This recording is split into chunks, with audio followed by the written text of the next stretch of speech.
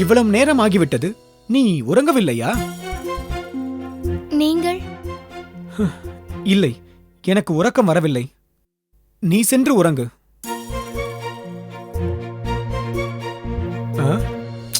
அதான் கூறிவிட்டேனே, நீ சென்று உறங்கு.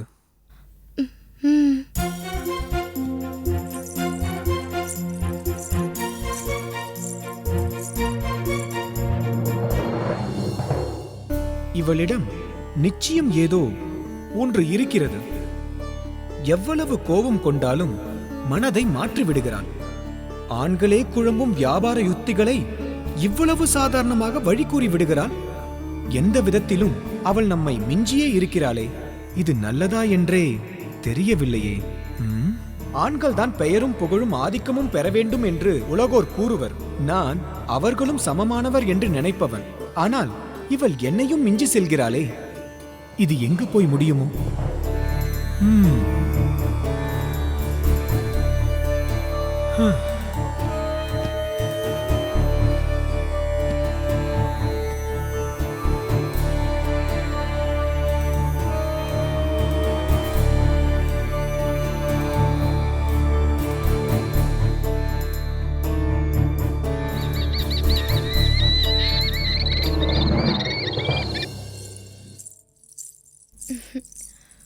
ஒரு நிமிடம் நில்லுங்கள்.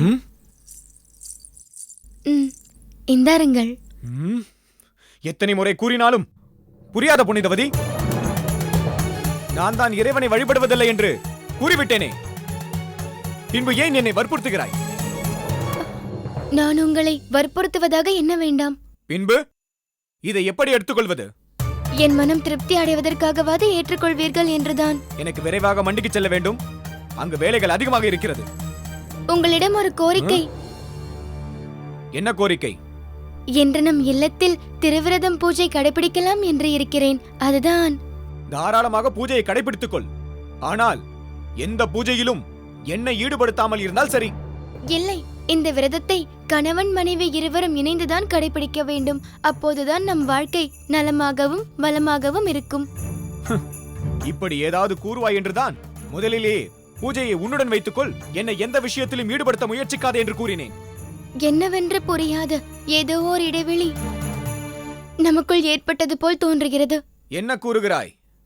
நமக்குள் முதலில் இருந்த அன்பு சிறிது சிறிதாக குறைந்து விட்டது. இது எதனால் என்று நாம் ஆராய்ந்து மனவேதனை அடைவதை விட அனைத்தையும் அந்த சிவபெருமானிடம் ஒப்படைத்து விடுவோம். புனிதவதி, இதுதான் உன்னிடம் இருக்கும் பிரச்சனையே. நீ எங்கு தொடங்கினாலும் அது முடியும் இடம் சிவபெருமானாகத்தான் உள்ளது. அனைத்தும் நீங்கள் அறிந்ததுதான். என் சிவபக்தியை அறிந்துதானே என்னை மனமுடிக்க ஒப்புக்கொண்டீர்கள். நான் ஒன்றும் உன் பக்தியை கண்டு உன்னை விரும்பவில்லை. நான் ஏதும் தவறாக பேசியிருந்தால் மன்னித்துக் கொள்ளுங்கள். எனக்காக இந்த ஒரு முறை என்னுடன் சேர்ந்து இந்த விரதத்தை கடைபிடிக்க கூடாதா? நான் தான் முதலிலேயே கூறிவிட்டேனே, நான் மண்டிக்கு சென்று முடிக்க வேண்டிய வேலை நிறைய உள்ளது. உன்னுடன் பூஜையில் கலந்து கொள்வது என்பது என்னால் முடியாத காரியம்.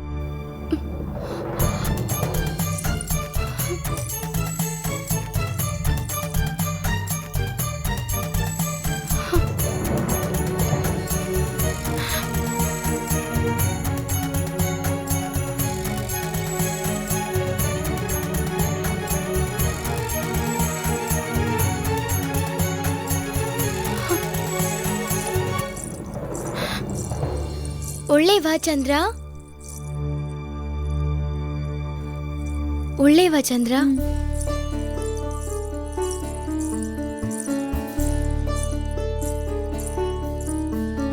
உட்காரு புனிதவதி.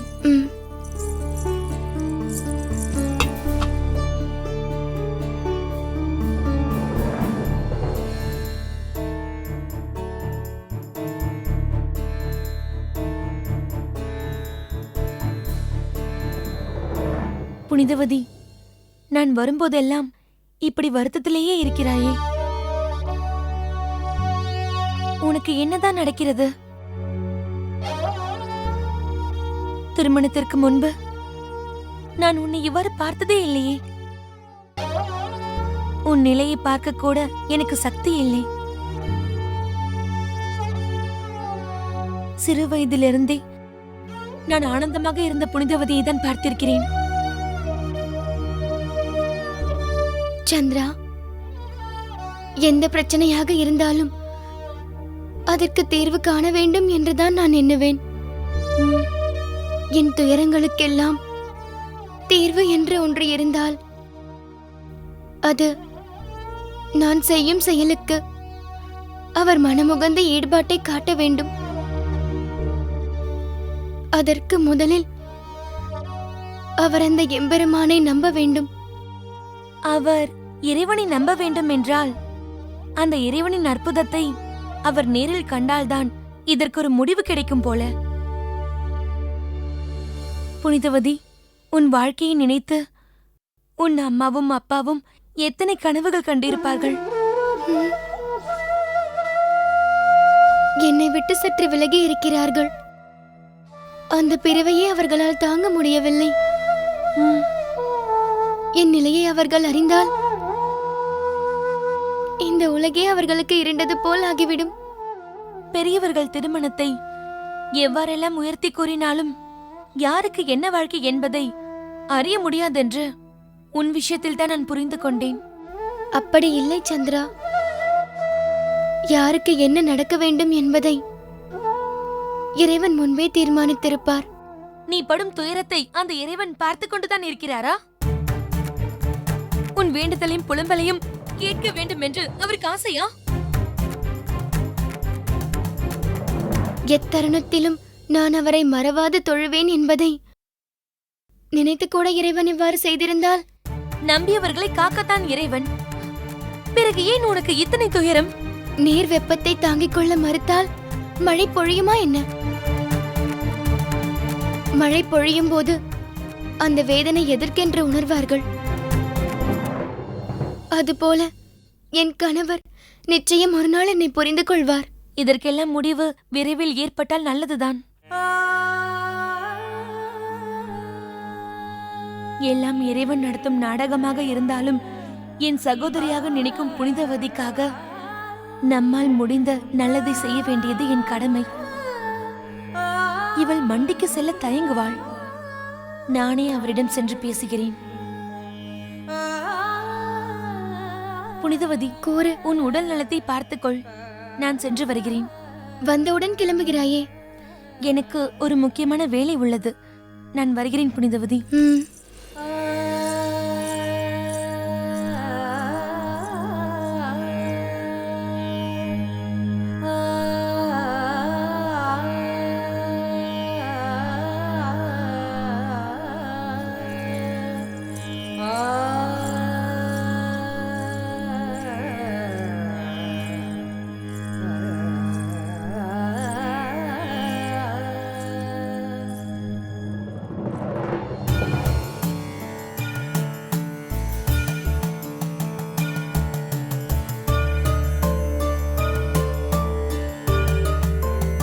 இறைவா, அவரும் நானும் இணைவதற்கு நீதானே சம்மதம் தெரிவித்தாய்.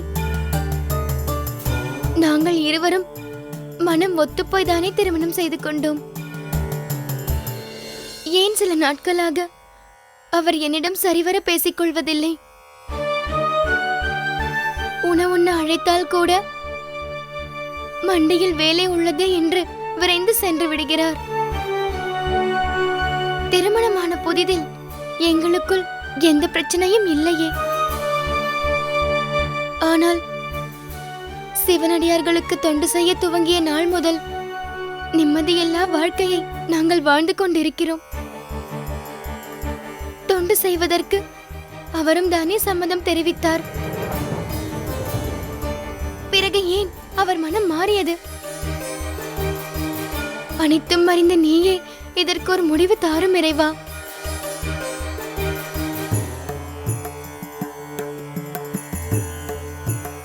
ஓம் நம சிவாய. ஓம் நம சிவாய. ஓம் நம சிவாய.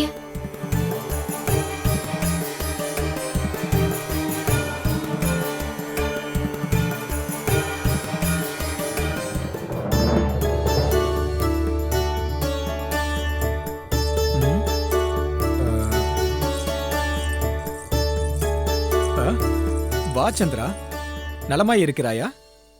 நலம் குன்றிதான் இருக்கிறேன் பரமதத்தரே. ஏன் ஏன் சந்திரா, என்னவானது? நலமில்லை என்கிறாய்? நான் உயிராய் கருதும் தோழி அங்கு கண்ணீர் சிந்தும் வேளையில் நான் எப்படி நலமுடன் இருக்க முடியும்? கனகவேல், ஐயா. நீங்கள் சற்று வெளியே இருங்கள். ம்.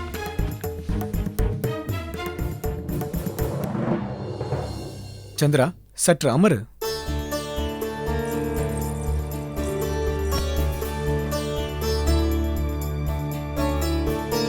என்ன பதிலே இல்லை? மற்றவர் நலமில்லை என்றால் பதறுகிறீர். மனைவி கண்ணீர் சிந்துகிறாள் என்றால் அதற்கான சிறு மாற்றமும் உங்கள் முகத்தில் இல்லையே. இதற்குத்தான் தங்களை மணக்க வேண்டும் என்று ஆசை கொண்டாலோ? சந்திரா, வாய்க்கு வந்ததெல்லாம் பேசாதே. உன் தோழி எது செய்தாலும் சரி, நான் செய்வதுதான் தவறு என்கிறாயா? அப்படி என்ன செய்து விட்டாள்? அவளை எனக்கு சிறு வயதிலிருந்தே தெரியும். அடுத்தவர் மனம் நோக சிறு பாவம் கூட அவள் முகத்தில் வராது. அடுத்தவர் மனம் நோகக்கூடாது. ஆனால் கட்டிய கணவன் மனம் எதையெல்லாம் செய்தால் நோகுமோ அதை அறிந்து வைத்துக் கொண்டு நேரம் பார்த்து செய்து விடுவாள். பாவம் அவள். நான் பாவம் இல்லையா? அப்படி அவள் என்னதான் செய்தாள்? பிறகென்ன சந்திரா, எனக்காக தன்னை மாற்றிக்கொள்ளும் மனைவியைத்தான் நான் எதிர்பார்த்தேன். ஆனால் எல்லா விஷயத்திலும் என்னை மாற்றுவதிலேயே குறியாக இருக்கிறாள். அப்படி அவள் என்னதான் உங்களை மாற்றிவிட்டாள்? என்னுடைய பேச்சு, உணவு, உடை, அது இதுவென்று எல்லாவற்றிலும். ஏன் என்னையே பட்டையிட வைத்து விட்டாள். உனக்கு தெரியுமா? இதெல்லாம் தவறா என்ன? கணவன் ஆரோக்கியமாய் இருக்க உணவிலும் உடையிலும் பலரும் போற்றும் வகையில் மாற்றம் கொண்டு வந்தது எந்த விதத்தில் தவறு? அது உங்கள் நன்மைக்குத்தான். சரி, அது என் நன்மைக்கு. இந்த நேரமும் சிவன், இதிலும் சிவன், தொண்டு அப்படி இப்படி என்று என்னிடம் நேரம் செலவழிப்பதே இல்லை. அது எப்படி? மானுடர் இறைவனை வணங்குவது எதற்கு? நம் குடும்பம் நலம் பேணத்தானே. உங்கள் நன்மைக்குத்தான் அவள் அல்லும் பகலும் இறைவனை வேண்டி தொழுகிறாள். அனைத்தையும் அறிந்தவர் நீங்கள். உலகளாவிய தொழில் புரியும் உங்களுக்கு இந்த விஷயம் புரியாதா என்ன? புரிகிறது சந்திரா. ஆனால் ஏனோ என் மனம் ஏற்க மறுக்கிறது. இது எல்லா மனிதரிடமும் இருக்கும் பிரச்சனைதான். அவளை விட நாம் தாழ்ந்தவரா என்ற எண்ணம் தான் இதற்கு காரணம். அதை விடுத்து அவர்களுக்கு தெரிந்த விஷயத்தில் அவரவர் சிறப்புக்குரியவர் என்று அறிந்து மதிப்பளித்தால் இந்த பிரச்சனை வராது. வீட்டிற்கு செல்லுங்கள். உங்களை எண்ணி மழையில் நனையும் மண் பொம்மையாய் அவள் இதயம் சிறுக சிறுக அறிந்து கரையும் வேதனையினை என்னால் பார்க்க முடியவில்லை. உனக்கு இருக்கும் வேதனையை விட எனக்கு மிகவும் அதிகமாக உள்ளது. இனி அவ்வாறு நடக்காது. அப்படி என்றால் என்னை விட மகிழ்பவர்கள் வேறு யாரும் இல்லை. சரி, நான் வருகிறேன். வீட்டிற்கு சென்று அவளுக்கு சமாதானம் கூறுங்கள். சரி சந்திரா, நீ சென்று வா. சரி. இனிதான் அவளை புரிந்து எங்கள் உண்மை வாழ்வு தொடங்கப் போகிறது. நான் வருகிறேன். ம்.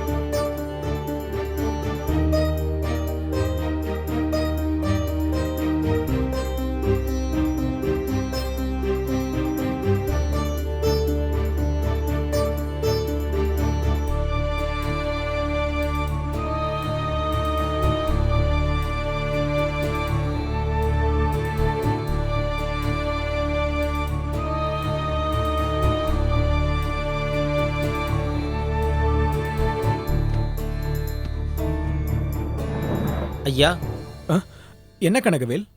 தாங்கள் சொன்னது போல் பல ரகங்களில் ஆபரணங்களை தயாரிக்க சொல்லியிருக்கிறேன்.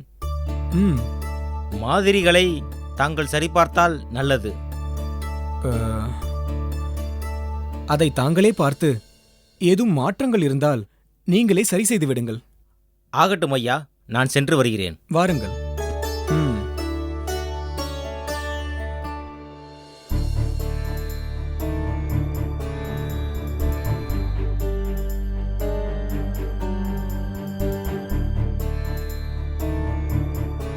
பரமதத்தரே, ம். வணக்கம். வணக்கம். அமருங்கள். நலமாக உள்ளீர்களா? மிகவும் நலமாக இருக்கிறேன். தாங்கள்? என்னை தங்களுக்கு தெரியாது, ஆனால் உங்களை எனக்கு நன்றாக தெரியும். நான் பெரும் வணிகன். என்னை பல பேருக்கு தெரியும். பலரும் நம்மை தெரிந்து வைத்திருப்பதை விட சிலர் நம்மீது அன்பு வைத்திருப்பதுதான் பெரிது. எவரும் என் மீது அன்பு வைத்திருக்கவில்லை என்று சொல்கிறீர்களா? அன்பு வைத்தவர்களை நாம் என்றும் ஒதுக்கக்கூடாது என்கிறேன். சரி சரி, தாங்கள் வந்ததன் காரணம் என்ன? நான் அறிந்து கொள்ளலாமா? காரணமின்றி ஏதும் நிகழாது என்பதை உணர்த்தத்தான் வந்திருக்கிறேன். ம். வந்தது முதல் ஏதோ புதிர் போடுவது போல் பேசுகின்றீர்கள். தங்களது அனைத்து புதிருக்கும் விடையறியும் காலம் வந்துவிட்டது. நீங்கள் வணிகம் செய்ய வந்தது போல் தெரியவில்லை. நெற்றியில் பட்டை, கழுத்தில் ருத்ராட்சம், ஏதோ சிவனடியார் ஆடை மாற்றி வந்தது போல் உள்ளது. ஆடை மாறினால் பரவாயில்லை, ஆனால் வாழ்க்கை மாறினால்? வாடிக்கையாளர் வரும் நேரம் வீணாக பேச வேண்டாம் என்று நினைக்கிறேன். ம்.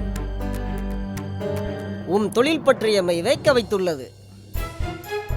உம் இறைப்பற்றில் இந்த உலகமே வியக்கப் போகிறது. ம். இறைப்பற்றா? எனக்கா? சரி, நான் வருகிறேன். இன்னும் சற்று நேரத்தில் அழைப்பு வந்துவிடும். பற்றின் காரணமாக மாங்கனிகள் கொண்டு வந்துள்ளேன், பெற்றுக்கொள்ளுங்கள். ம். இந்தாருங்கள். மாங்கனிகள் எனக்கு? ஆமாம், சிறப்புக்குரிய உமக்கு சிறப்பான மரத்தில் விளைந்த மாங்கனிகள். சிறப்பான மரமா? ஆமாம், இம்மரத்தில் விளைந்த பழங்களில் சுவை ஒன்றுக்கொன்று இம்மியும் பிசகாது. உங்கள் வாழ்வின் பொருளும் பதிலும் இனிதே தொடங்க இந்த கனிகள் உதவட்டும்.